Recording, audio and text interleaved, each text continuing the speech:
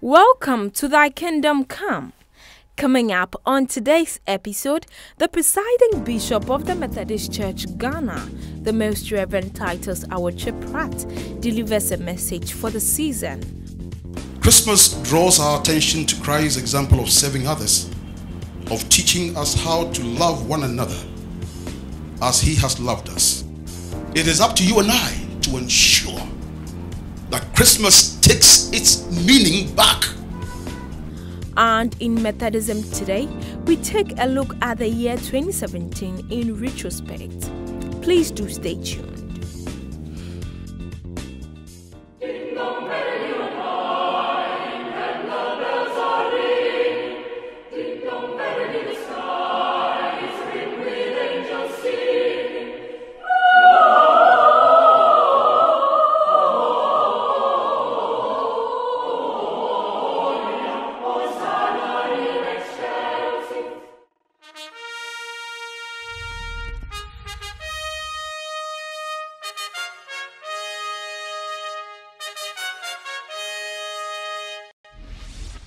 Words in the first stanza of the Methodist hymn book 955 says, "Standing at the portal of the opening year, words of comfort meet us, hushing every fear, spoken through the silence by our Father's voice, tender, strong and faithful, making us rejoice. Onward then and fear not, children of the day, for his word shall never, never pass away." Just as we take stock of our lives at the end of the year and make resolutions, we take a glance of some of the activities of the Methodist Church Ghana in the year 2017. This year has been great for the Methodist Church Ghana, its ministers, its societies, as well as its members. The cluster of events on its calendar included the expanded GPC, commissioning of ministers, induction of the lay president, dedication of a urological ward, commissioning of evangelists, induction of 2 bishops, as well as a carol service.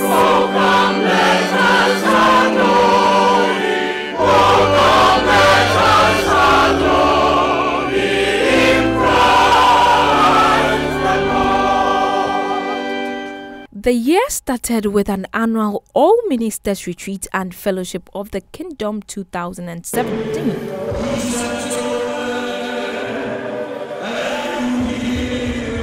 The one-week event started on the 2nd of January to the 6th of January and was held at the Pentecost Convention Center at the Millennium City near Kasua. FK 2017 was under the theme, "Go and Make Disciples of All Nations, Rekindling the Methodist Evangelical Heritage for Church Growth." The purpose of the annual retreat and fellowship of the kingdom was to strengthen Methodist ministers spiritually and to prepare them for the battle ahead in the year. Among some activities and concerns raised at FK 2017 were youth mobilization for ministry and FK business and open forum. New ministers who made their first attendance were duly welcomed to the retreat.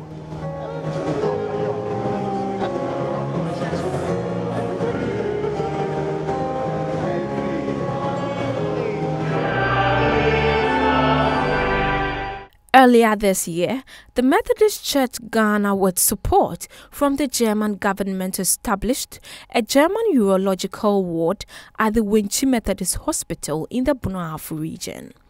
The cost of the Wenchi Methodist Urological Ward amounted to 622,000 Ghana cedis, including new beds and other logistics.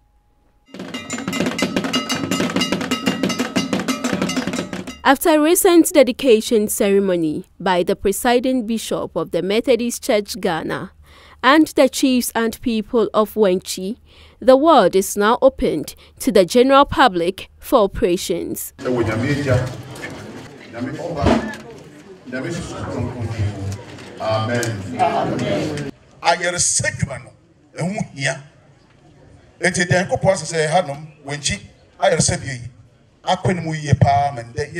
German urological ward.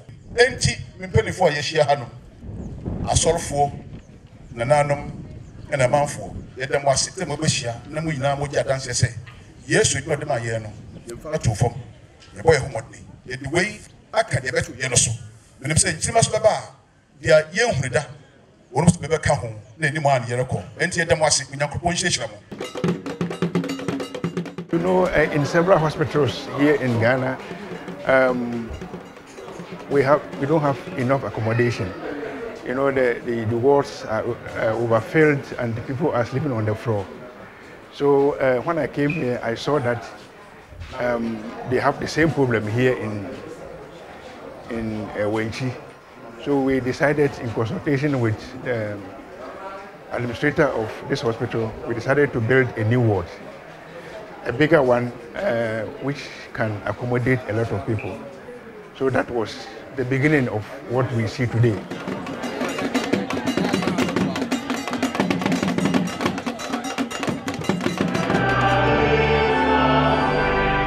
Also, a commissioning service took place at the Mount Zion Methodist Chapel at Sakumono in the Tema Diocese, where 46 student ministers of the Methodist Church Ghana were commissioned to commence their 3-year probation in ministry. This is a requirement that qualifies them to enter into the ordained ministry.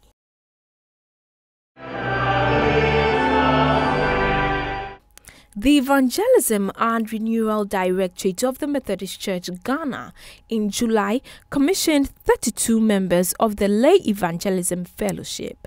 They have completed their 2-year training as lay evangelists. The commissioning service was held at the Bethel Methodist Chapel in Kwadaso, Kumasi. Another notable event on the church's calendar was the expanded GPC.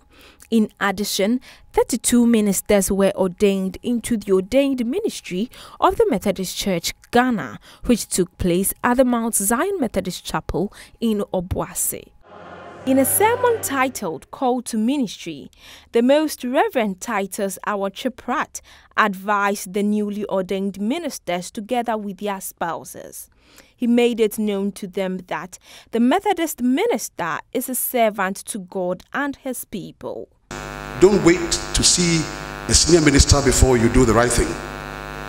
Do it even when there are no senior ministers. That befits a Methodist minister. Then to our spouses, please, you are our partners in the ministry. Learn to be humble. Learn to be respectful. And assist your husbands to do the same. The Methodist minister is a servant of Christ and of all. Keep that in your skull.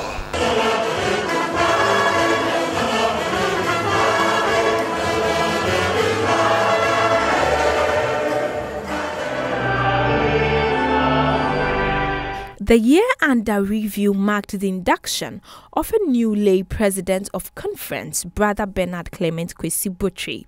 The induction service took place at the Wesley Cathedral in Kumasi.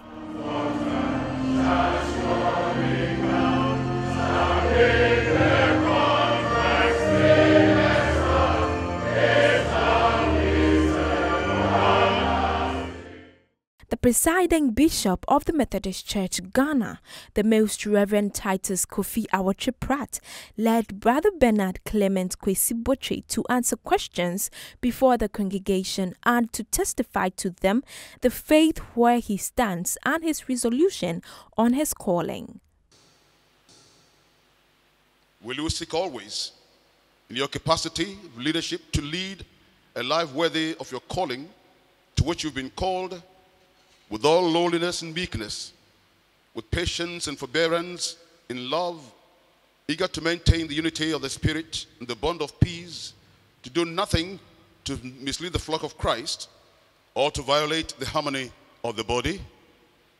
I will, the Lord being my helper. After all was done, the newly lay president was robed in a gown with a badge of office and other emblem of his office. He was then presented to the congregation. People of God, called METHODIST in Ghana. Behold, your late president.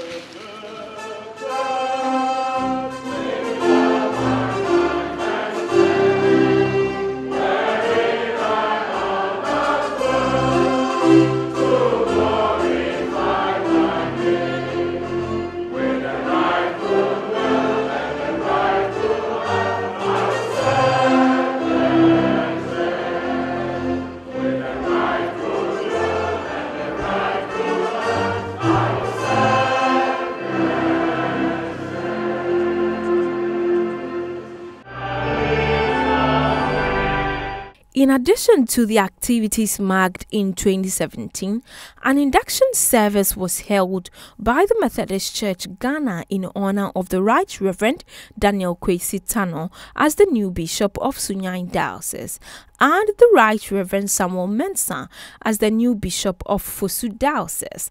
The induction service took place at the Wesley Cathedral in Sunyani and the Wesley Cathedral at Asing Fosu, respectively.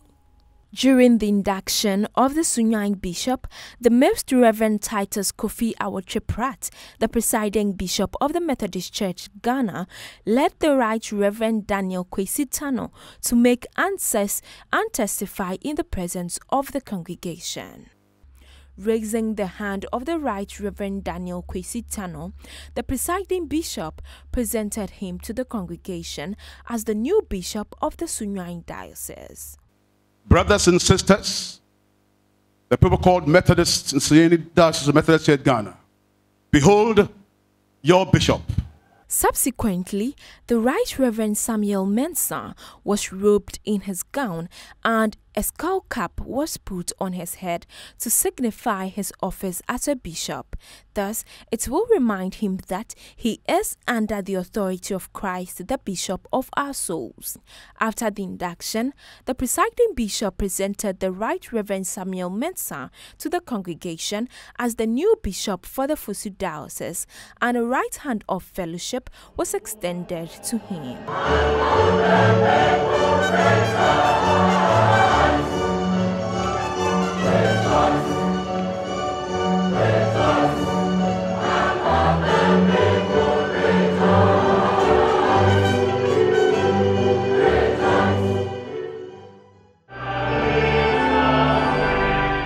Finally, to crown the year's activities, a festival of 9 lessons and carols was held at the Osbury Danwell Chapel at the headquarters of the Methodist Church Ghana in Accra.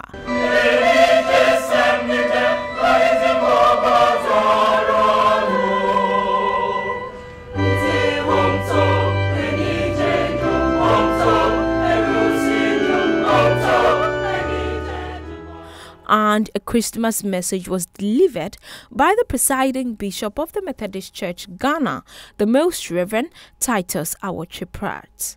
Christmas draws our attention to Christ's example of serving others, of teaching us how to love one another as he has loved us. It is up to you and I to ensure that Christmas takes its meaning back.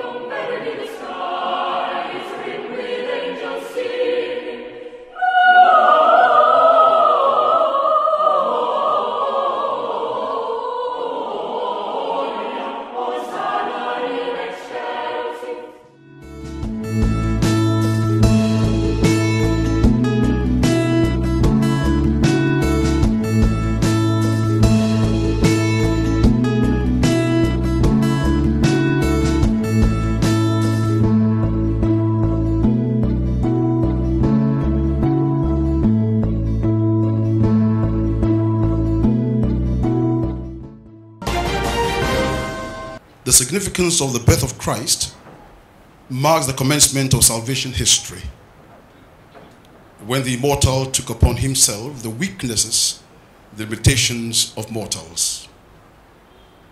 It suffices to say that besides the joy and the merrymaking that accompanies the celebration of Christmas, if Christ is not in the center of the celebration, peace will continue to elude us.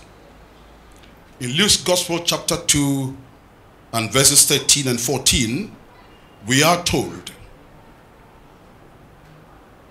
that the divine peace of the infallible God came to dwell among mortals, making God's direct and active involvement in the affairs of humanity felt than ever before. And this came along with peace and goodwill towards all mankind. In the Methodist hymn book, the hymn 142 suggests that incomprehensibly the immortal became mortal. In Britain these days, the Methodist hymn book as we know it is out of print, no longer being used. We are using Singing Our Faith. So this portion of the message is telling us that what we say, preach, and live, we truly believe in those things. So the love of God and the peace towards all men, all people, or all persons that was felt the earliest Christmas to be felt at every Christmas means it behoves on all of us, those who profess to be Christians, to show this thing called love and respect to one another.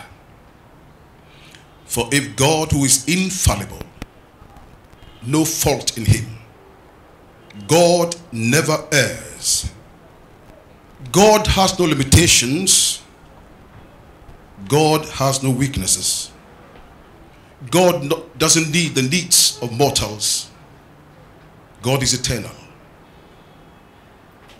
And Martin Luther, I think it's Martin Luther who said, God is ubiquitous. He is everywhere. He couldn't say that when the host is consecrated, when the bread is blessed, it turns into the flesh of Christ. So he says, it is on it, underneath it, and around it. To say it is inside it means it becomes flesh, and that is difficult for man to believe. God, Christ never gave us that flesh. So when we celebrate Christmas, this God who's everywhere links all persons and people up in a common bond of truth, of fellowship. It is clear from this extract from Luke's Gospel, as I quoted earlier on, chapter 2 and verses 13 and 14 onwards, that God sent his only Son, who chose to become human. He agreed to become human. Let me just tell you a short story. In a village somewhere in the Gomoa area, a caretaker was preaching. That was during Good Friday. And he was giving, Eloi, Eloi, lama sabachthani. My father, why have you forsaken me? And this preacher stopped and said, Abraham kwo, Jacob kwo, mpanyinfo kwo, ma abodwe sato. Nyankopɔn sɛ wɔn abɔkɔ wiadze akabre ewu amam. Mpanyinfo nya yedin. Akɔkɔ aba, bwando pirasam, esmoko. Akɔna was ahimo efiri kekemba meja wahi. So what I'm saying here, that he willingly submitted to become human, means, as again Charles Wesley writes, it is incomprehensible that God would die for me. Amazing. Again, Wesley says he laid his love and mercy and power aside. No, he laid aside all his divine attributes and came with love. So Christmas is built around this divine love of God. Christmas draws our attention to Christ's example of serving others, of teaching us how to love one another as he has loved us.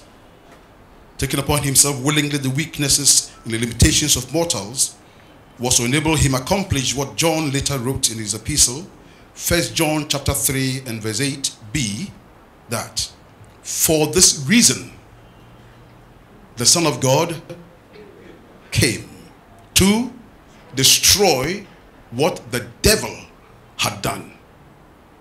For this reason, if we sin, we are condemned.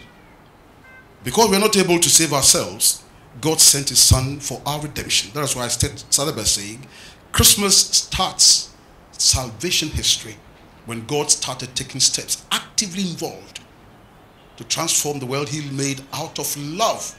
Thomas Aquinas says, God created all things. He doesn't need anything. God doesn't need clothes or food or anything else. But out of love, he made all things. Whether that is correct or not, I believe there is an iota of truth in that subject. Otherwise, Christ wouldn't come to die for us. So for this reason, the Son of God appeared to destroy what the devil had done. The devil had turned us against one another. The devil makes me so proud, thinking I'm better than others. The devil makes me feel that without me, nothing goes on. So Christ came, that when I had turned a rebel against my parents, when you had refused to do the will of God, and I refused to serve him faithfully, he loved you.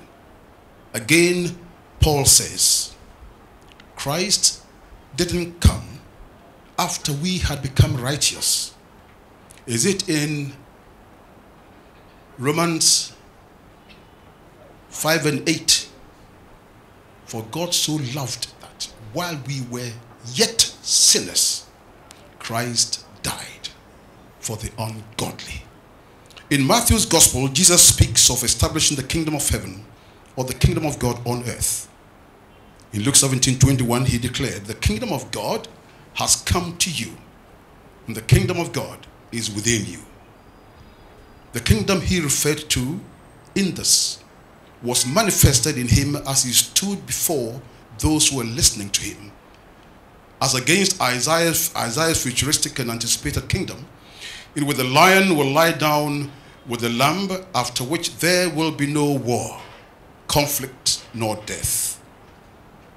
Some scholars will say this has not materialized. So Isaiah's prophecy and its consummation is being anticipated. The Israelis, who are the descendants of the ancient Israelites, still are awaiting the coming of the Messiah. And so Isaiah's prophecy that the lion will lie down with the lamb, after which there will be no more war, peace and stability, progress and growth, it simply means the prophecy is yet to be fulfilled. But one thing among the prophecy of Isaiah is fulfilled already. Therefore, Christ is expecting of us to ensure that the lion lying down with the lamb simply means all and sundry living peaceably with ourselves, with one another. The lion will never lie down peaceably with the lamb. As in John 1:29 puts it, behold, Lamb of God who takes away the sins of the world.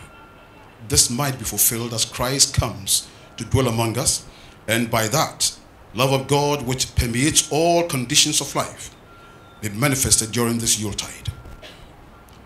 Looking at the happenings on the world scene and considering the unsavory headlines making the rounds in all major international newspapers, I think it is time, if not already overdue, for heads of states, especially African heads of states, to realize the importance of peace, justice, and good governance. Centuries ago, the African was seized and transported overseas for economic reasons, and the African refused to be taken away by the white-skinned and hostile persons, as they thought, who treated them as though they were animals or unfavored creatures.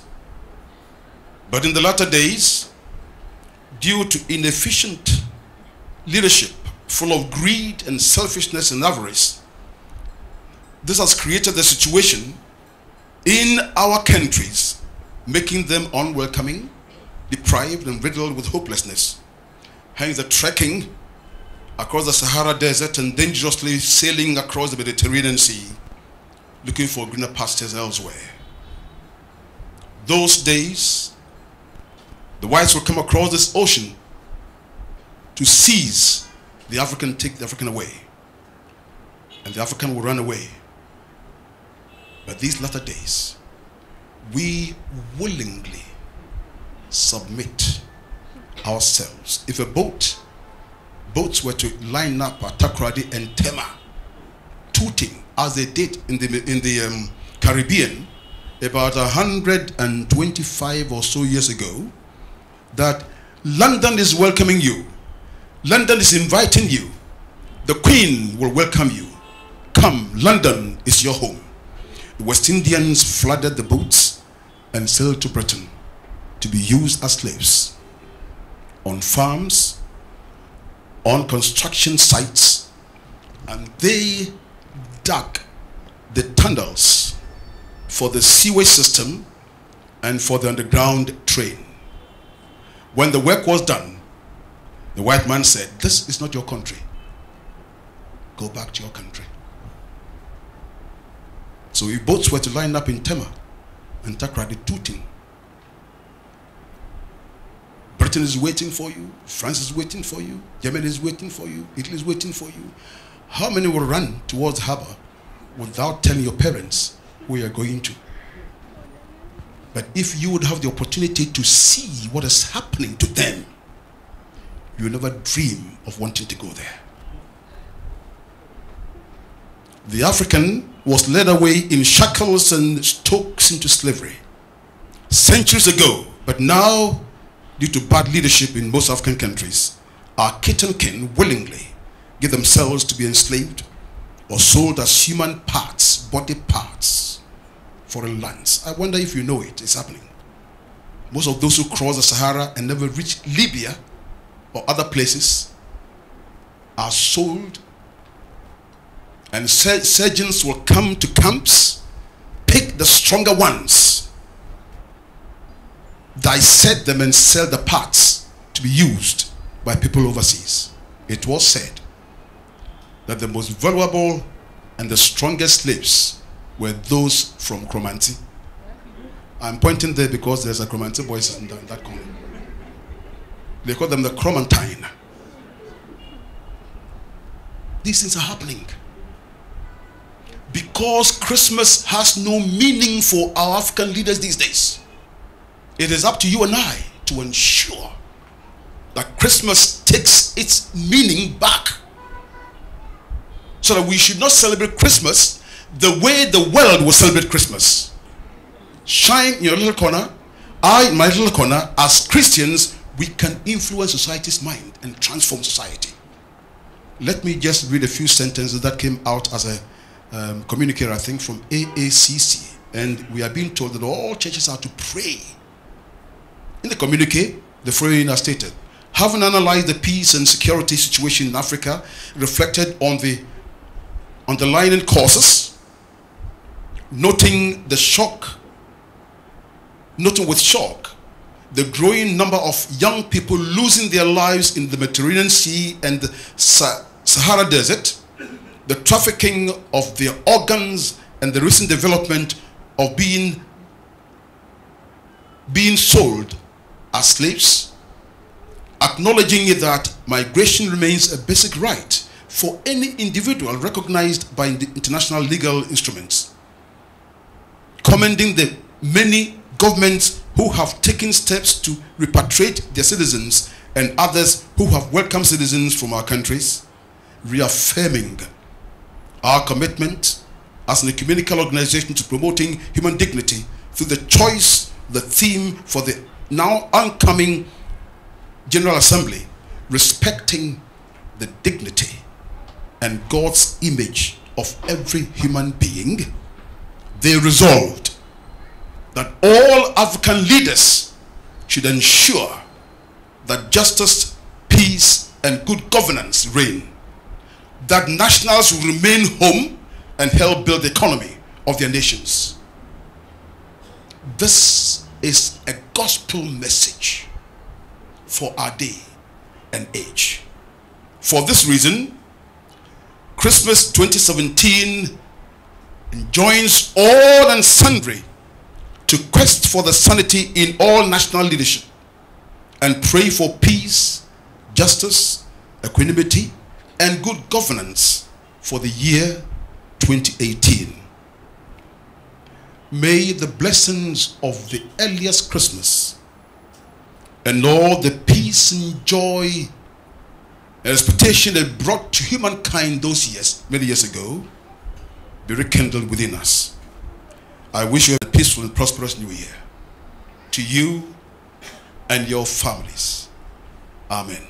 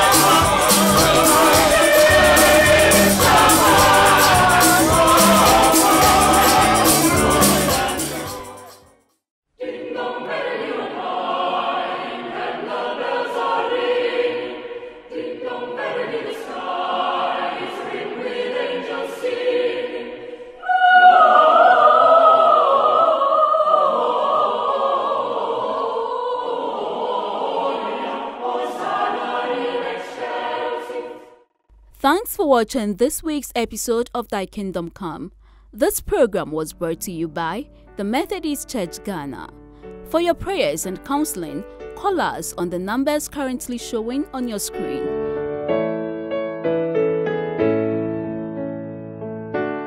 You can write to us via the address showing on your screen or email info@methodistchurch.org.gh. You can also visit our website www.methodistchurch.org.gh. We entreat you to subscribe to the Wesley channel on YouTube for more updates on our programs. God bless you.